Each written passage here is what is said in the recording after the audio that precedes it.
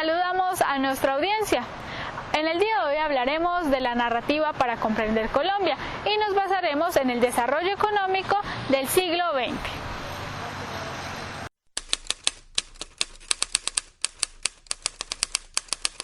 Este ejercicio de la manta y el maestro, estamos refiriéndonos hoy a libros importantes que nos relatan la formación de la élite empresarial en Colombia. La palabra élite es muy compleja.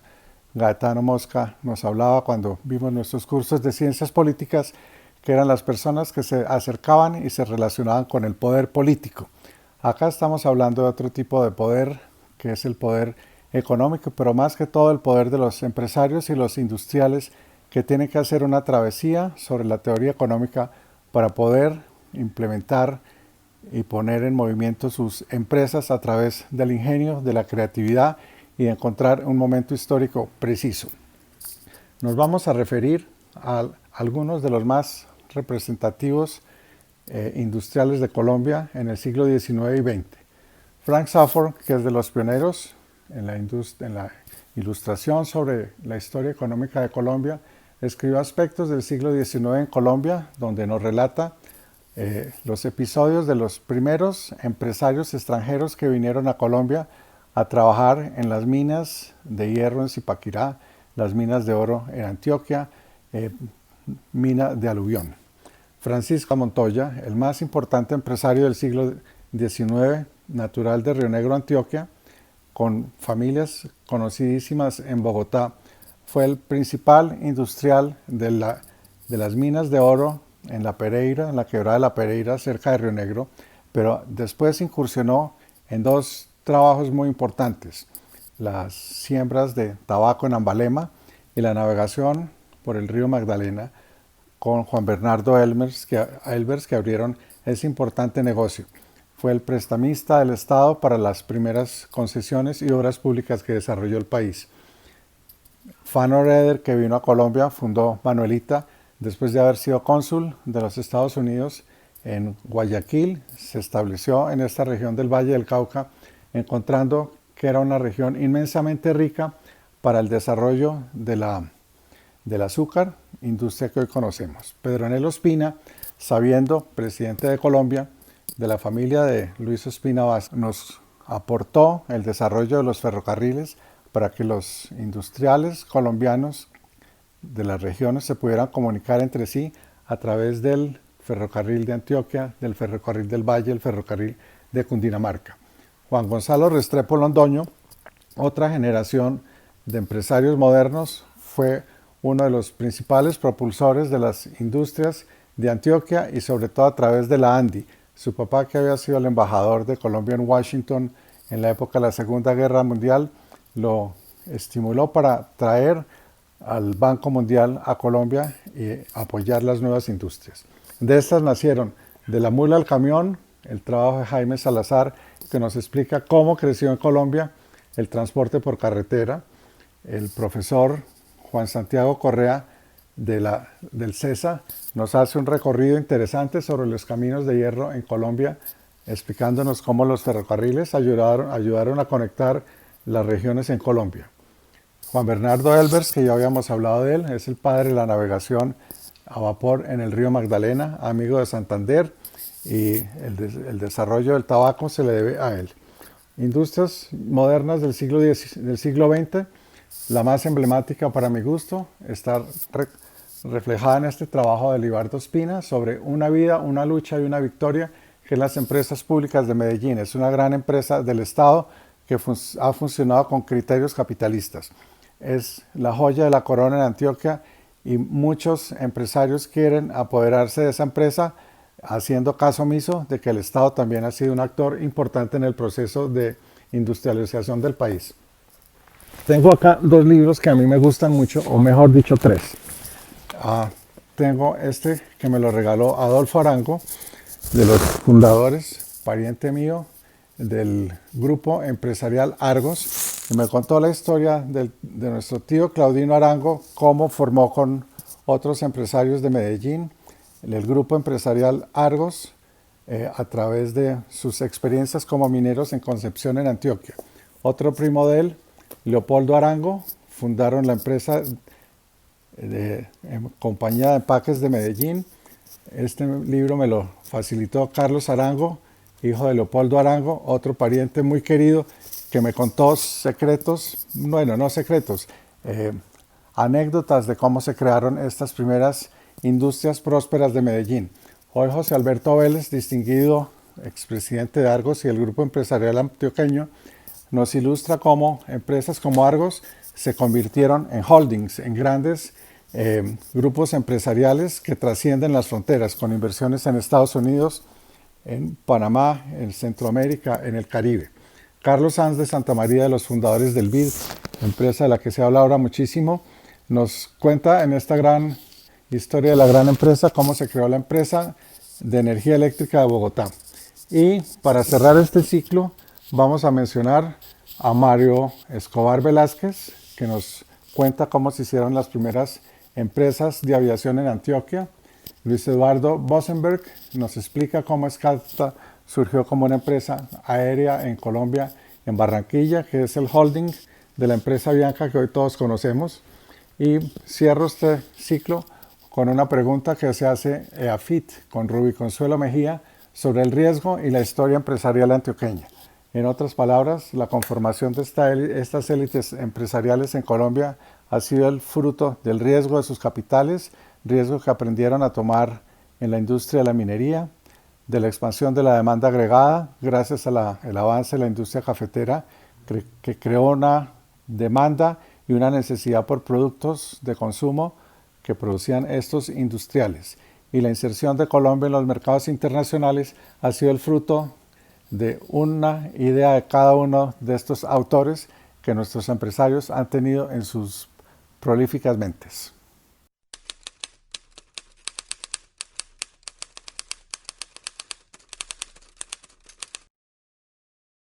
Me acordé de un curso que tomé en los Andes cuando era chiquito sobre ciencias políticas que hablaban sobre los círculos del poder y leímos a un autor muy conocido que se llamaba Gaetano Mosca, que nos hablaba sobre las élites políticas, más bien como las veía él, y explicaba cómo los grupos de poder o las personas influyentes se acercaban a los círculos del poder a través de construcciones de redes para ejercer el máximo de influencia en sus países y en sus comunidades. Bueno, esa es la visión que tienen en las ciencias políticas y en las relaciones internacionales las élites. En la experiencia de los historiadores económicos nos encontramos otros actores muy importantes que podríamos calificar en el mundo de las élites, pero con otros intereses distintos, que es el grupo de los empresarios y los industriales.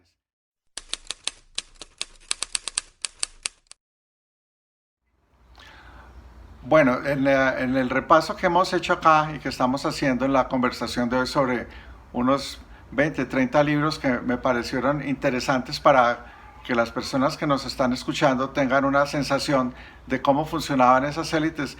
Me acuerdo mucho del libro de Fanor Eder. Fanor Eder, americano que era cónsul en Guayaquil y en Ecuador y en Costa Rica, vino a Colombia por pura casualidad a hacerse ver de un médico al pasar por Buenaventura. Le dijeron, no, mire, detrás de esas montañas lo curan de esos síntomas de paludismo que tiene usted, era como el coronavirus de la época, y quedó maravillado con el Valle del Cauca y decidió instalarse en el Valle del Cauca y crear la empresa que se llamó Manuelita.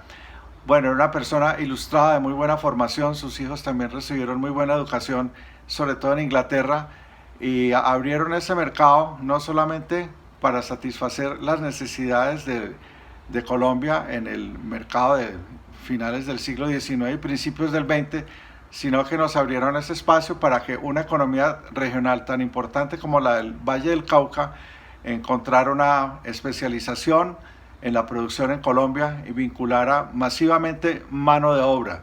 Bueno, si uno pasa por el Valle del Cauca hoy, se sorprende la cantidad de mano de obra que emplea la empresa de la caña de azúcar y la industria de las gaseosas, la industria del azúcar refinado, y en la actividad del comercio internacional también juega un papel muy importante el azúcar.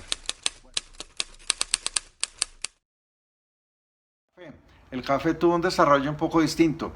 James Parsons, que es uno de los autores que mencionamos en nuestro repaso de libros, nos hace un relato sobre cómo la corona española repartió las tierras en la época de la colonia a través de mercedes reales que le otorgaban a los municipios recién abiertos para que entregara tierras y las cultivaran los colombianos que estaban necesitados de trabajo y un país inmenso que estaba con sus campos desocupados. Con la República es la que se vuelve dueña de las tierras y hace entregas de tierras a los municipios de la República, y los municipios se encargan de hacer esa repartición de pequeños predios, sobre todo en lo que conocemos hoy el suroeste y el sur de Antioquia, que después se convirtió en el Viejo Caldas, y logramos incorporar casi 1 millón de hectáreas a la producción de café, con una característica extraordinaria, que los empresarios del café no es como ocurrió en el Brasil, que había grandes cafetaleros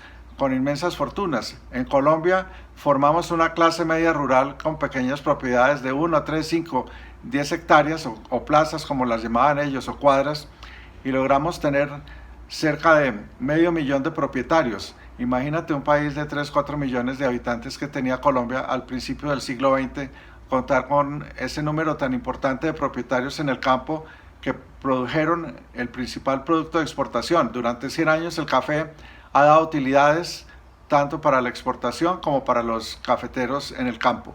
Entonces Colombia es una revolución con lo que llamaríamos la élite de los propietarios, pero no es una élite de 3 o 4 grandes cafetaleros estilo Brasil, sino una élite de 500.000 propietarios federados alrededor de la Federación de Cafeteros, que se creó en 1927 en el Campestre en Medellín.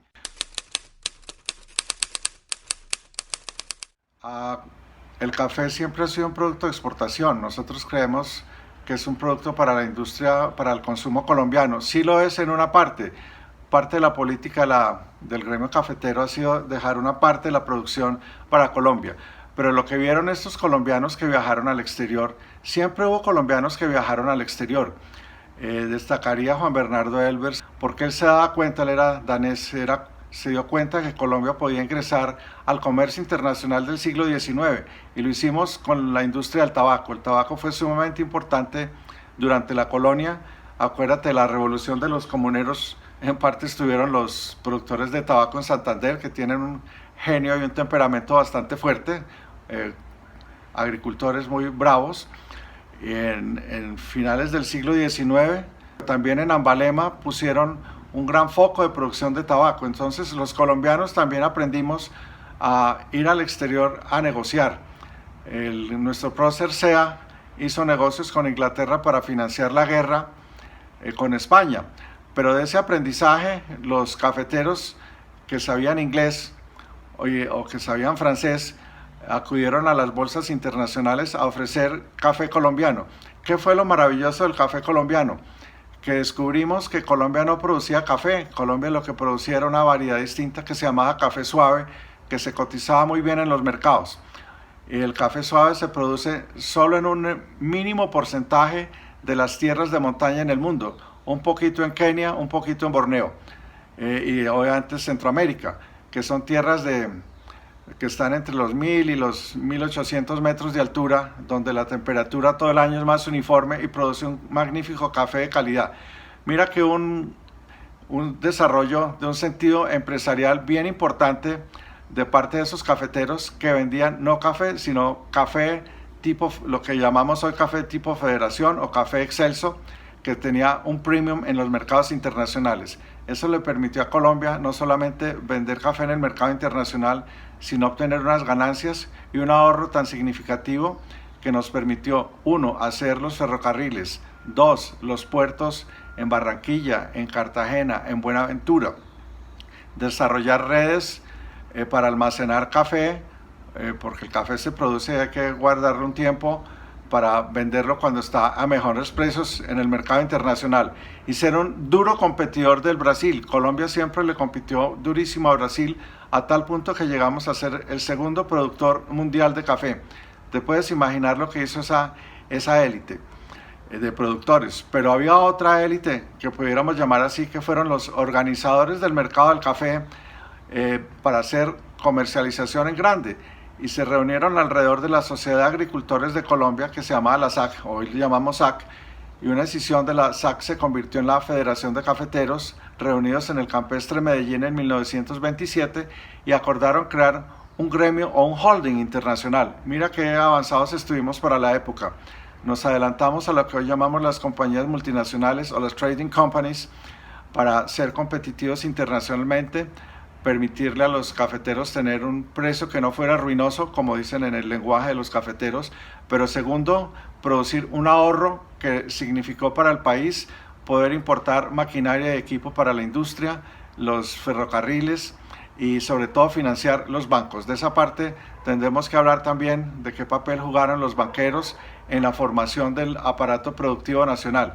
Los bancos son muy importantes porque son la fuente del crédito y cafeteros, azucareros, bananeros, petroleros, industriales no podrían existir hoy si no se hubiera desarrollado en Colombia también un sector financiero y bancario importante.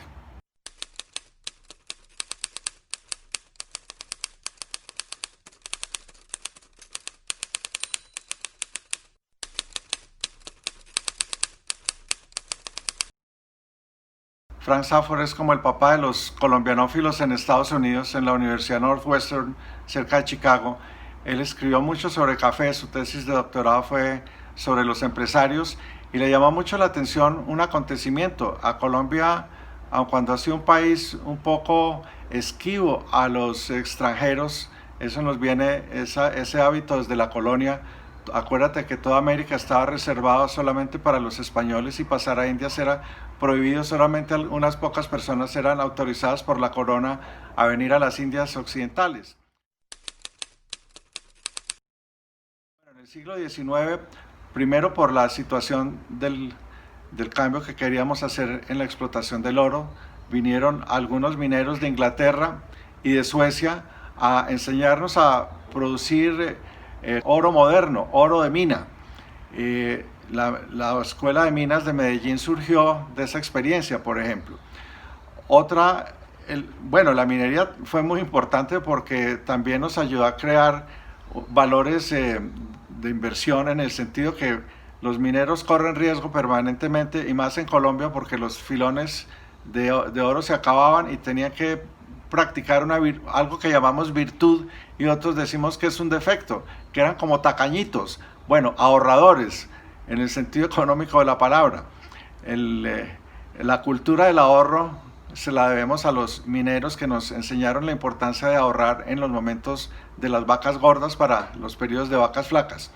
La industria surgió un poco de ese proceso también, porque en la industria hay que ser altamente previsivo por los cambios de los mercados. ¿Qué dirían los industriales hoy si estuvieran oyendo esta conversación con el coronavirus, que están sin poder vender sus existencias y sus inventarios? Una situación gravísima.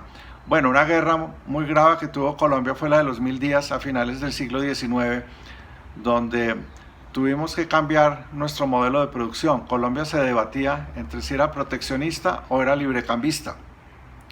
Éramos librecambistas cuando había oro, tabaco o cuando había café para exportar, y proteccionistas en las épocas de estrechez. En ese periodo de la guerra de los 1000 días hubo estrechez en Colombia.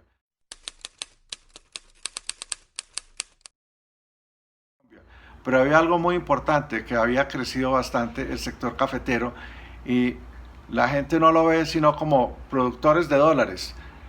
Para los economistas del desarrollo y para los que estudiamos historia económica hay una palabra clave que se llama la demanda. Hoy estamos hablando en estos temas del coronavirus de la falta de demanda agregada en Colombia. Bueno, con la guerra de los 1000 días detectamos que en Colombia había demanda y que esa demanda había que satisfacerle. Era la demanda de los consumidores cafeteros que habitaban en las nuevas regiones de Colombia. Acuérdate que en el Valle del Cauca, en el norte del valle, se creaba a Sevilla Valle, creamos Armenia, a Circasia, todos estos pueblos del occidente y del oriente de Caldas, Líbano, Tolima, crecieron gracias a la incorporación de tierras a la producción de café, pero los cafeteros tenían que consumir y ahí surgieron pequeñas industrias que atendieron estas necesidades. En Santander con el fique también y con el tabaco, en San José de Suaita aparecieron industrias que hacían sacos de fique para poder exportar el tabaco, bajarlo al río Magdalena, Puerto Wilches.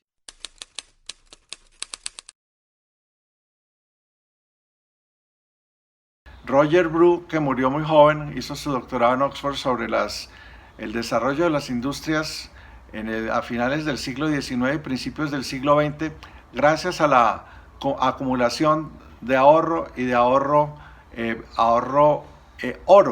que tuvimos en Colombia. Acuérdate que fue la época del patrón oro. Hay gente que está hablando nuevamente de volver al patrón oro porque las monedas internacionales están perdiendo valor y el oro en las lonjas internacionales gana valor. Bueno, fíjate que identificamos como 3 elementos que contribuyeron a la aparición de esa agroindustria y de esa inicial industria manufacturera que todavía subsiste en Colombia y que es fuente de nuestro empleo y de prosperidad.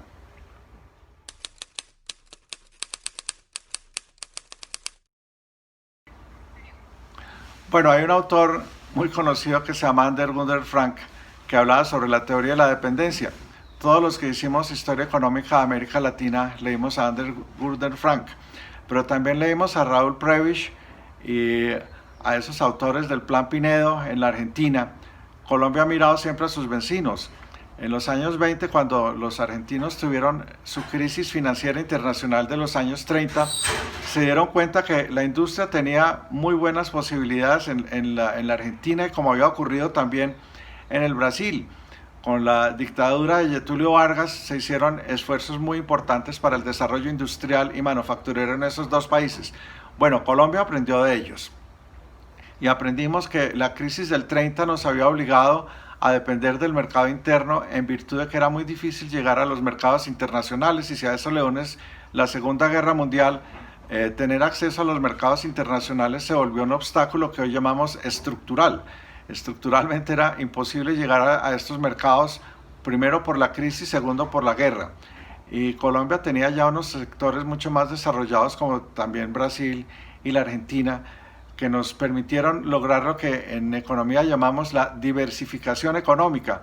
Tal vez la gran fortaleza de Colombia es que es un país bastante diversificado, y esa diversificación está muy identificada con las regiones. Colombia es un país de regiones que se especializan cada uno en distintos tipos de producción y de agricultura o de minería, que está nuevamente de moda, comercio internacional o de bancos. Acuérdate que en Sonsón hubo bancos, el Banco de Sonsón, el Banco de Fredonia.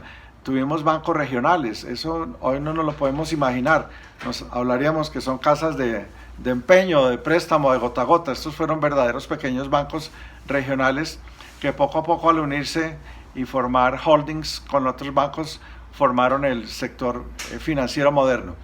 Bueno, con esa ayuda del ahorro, de las finanzas, de la creación de la sociedad anónima en 1927, que se creó la Bolsa de Valores en Bogotá, y luego la Bolsa de Valores en Colombia, logramos vincular ahorros privados, pequeños ahorros privados, para a través de la adquisición de acciones formar las grandes empresas de Colombia. Sin la creación de la Sociedad Anónima, Colombia nunca hubiera tenido un sector industrial moderno como el que conocemos hoy. Hoy pues todos sabemos que estamos a un reto. El reto es salir de los mercados y que desaparezcan por quiebra las principales industrias. Hemos visto varios webinars en estos días de los más grandes empresarios de Colombia que están ofreciendo sus ahorros, su capacidad empresarial, su capacidad de innovación, su acceso a las tecnologías, su experiencia en los mercados internacionales, para no desmayarnos en ese esfuerzo que nos ha tomado siglo y medio. Colombia le tomó todo el siglo XX formar eso que algunos critican y dicen que es un sector de industria protegida o de industrias exóticas, como las comentaba Luis Ospina Vázquez en su libro Industria y Protección en Colombia. Luego, hacer industria en Colombia fue un proceso que tomó mucho tiempo. Inclusive crear industrias del Estado es una novedad. Dentro de los libros que trajimos me encontré uno sobre la creación de las empresas públicas de Medellín, que es un fenómeno y es un acontecimiento internacional. Tener empresas del Estado que funcionan con criterios capitalistas. Esto parece un anacronismo o una contradicción, cualquiera de las dos. Pero muchas de esas empresas exitosas, como fue Argos o como fue ISA o como es Isagen, ISA quieren venderla, Isagen la regalamos y regalamos el agua a cambio de unos centavos. Colombia es un país riquísimo en agua, y un señor en estos días decía en Portafolio que Colombia es un país riquísimo en maderas. No puede haber maderas sin un régimen de lluvias permanente. Colombia es una potencia mundial en aguas dulces, en aguas lluvias, en aguas atmosféricas, en aguas tropicales y en aguas de las corrientes marítimas. No sabemos eso qué significa porque regalamos el agua. Creemos que el agua es gratis y el agua es uno de los productos escasos del siglo XXI. De manera que tenemos que barajar, jugar un tute nuevo con esta crisis del coronavirus y aprender del pasado. La historia, como los case studies de Harvard, sirven para aprender del pasado y las experiencias en otros momentos y crisis históricas.